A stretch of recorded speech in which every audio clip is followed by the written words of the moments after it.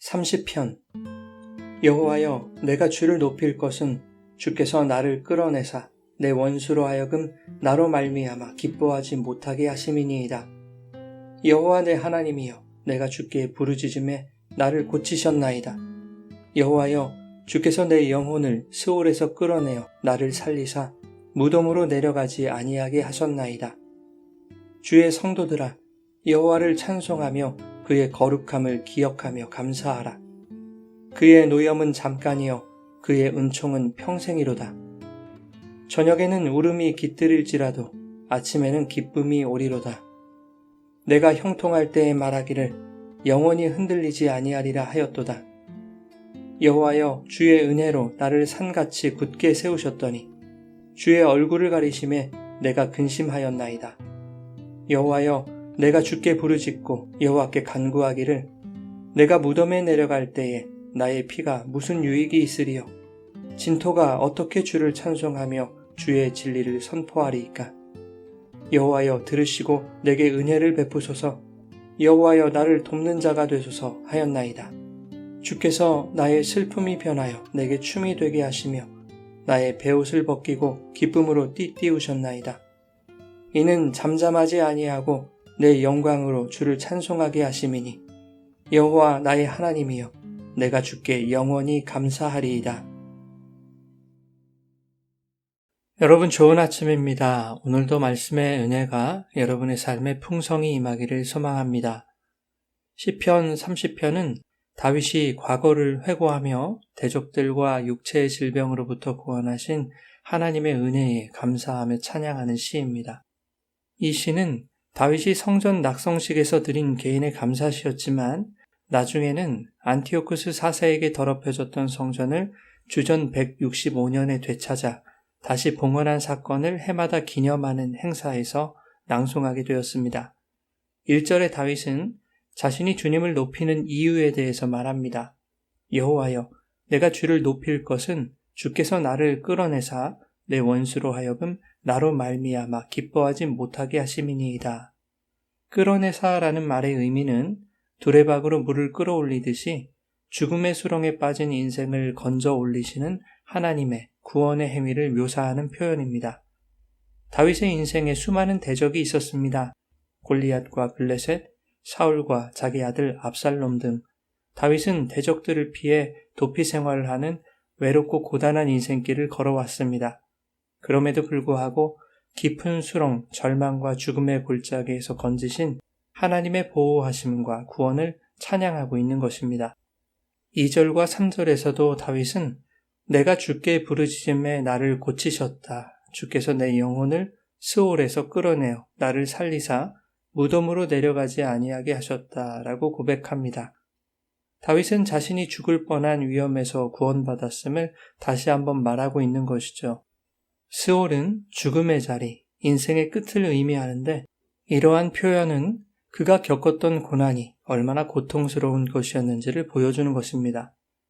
다윗은 이 말씀을 통하여 성도가 인생의 바닥에 내려가 설사 죽음과도 같은 고통을 겪고 있을지라도 하나님은 성도의 인생을 스올과 같은 고난의 자리에서 건져 올려 회복시키시는 분이심을 선언하고 있는 것입니다. 다윗은 4절에 그 구원의 하나님을 찬송하며 그의 거룩을 기억하고 감사할 것을 권면합니다. 이것은 개인에게 주신 은혜의 경험과 구원의 고백으로만 끝나지 않고 공동체 안에서 모두의 감사와 찬양으로 이어져야 한다는 것을 교훈하고 있는 것입니다. 그리고 5절에 시인은 공동체를 향해 용기와 소망을 북돋고 있습니다. 하나님의 노염은 잠깐이요 그의 은총은 평생이로다. 저녁에는 울음이 깃들일지라도 아침에는 기쁨이 오리로다. 하나님의 진노는 영원하지 않으며 그분의 뜻은 은혜와 긍휼에 있다는 것을 말하고 있는 것이죠. 성도를 향한 하나님의 은총은 영원하여 비록 지금은 고통 중에 있을지라도 성도의 어두운 밤을 지나가게 하시고 아침의 기쁨을 허락해 주실 것이라고 말하고 있는 것이죠. 그러면서도 6절과 7절에 다윗은 자신의 교만했던 과거를 돌아봅니다. 내가 형통할 때 말하기를 영원히 흔들리지 아니하리라 하였도다. 사람들은 어려울 때는 하나님을 찾지만 형통할 때는 자신이 잘해서 형통한 것으로 착각합니다. 교만해져서 모든 것을 자신의 영광으로 돌리게 되죠. 다윗은 자신도 예외가 아니었음을 고백하고 있는 것입니다. 하지만 그는 자신의 인생을 통해 깨달은 것이 있었죠. 7절에 인간은 주의 은혜 없이는 살아갈 수 없으며 하나님께서 자신의 얼굴을 숨기시면 인간은 어떤 상황에 있다 하더라도 두려움과 근심 속에 살아갈 수밖에 없다는 사실입니다. 그래서 다윗은 8절에 다시 하나님께 부르짖습니다.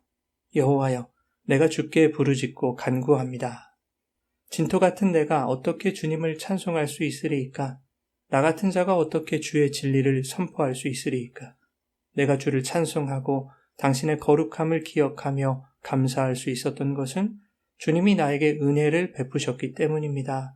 그러니 여호와여, 내 부르짖음을 들으시고 앞으로도 주의 진리를 기억하며 여호와를 찬송할 수 있도록 나에게 은혜를 베푸시고 나를 도우시옵소서라고 기도하고 있는 것입니다. 그러자 11절에 하나님은 그의 탄식을 춤으로 바꾸시고 기쁨으로 띠띠우셨다고 고백합니다. 하나님은 회복의 하나님이십니다. 기도를 들어주시고 눈물을 닦아주시며 슬픔과 애통을 기쁨으로 바꾸시는 분이십니다. 그 하나님께서 성도의 신앙에 경건의 의지를 심어주십니다. 12절에 다윗은 이렇게 말합니다. 이는 잠잠하지 아니하고 내 영광으로 주를 찬송하게 하심이니 여호와 나의 하나님이여 내가 주께 영원히 감사하리이다. 하나님께서 우리의 인생을 회복시키신 목적은 그 은혜를 찬양하며 살아가게 하시기 위함입니다. 성도는 하나님의 은혜를 입고도 잠잠할 수 없는 것입니다. 은혜에 감사하지 않고 찬양하지 않는 잠잠함은 내가 받은 은혜를 자랑하는 교만과 다르지 않은 것입니다.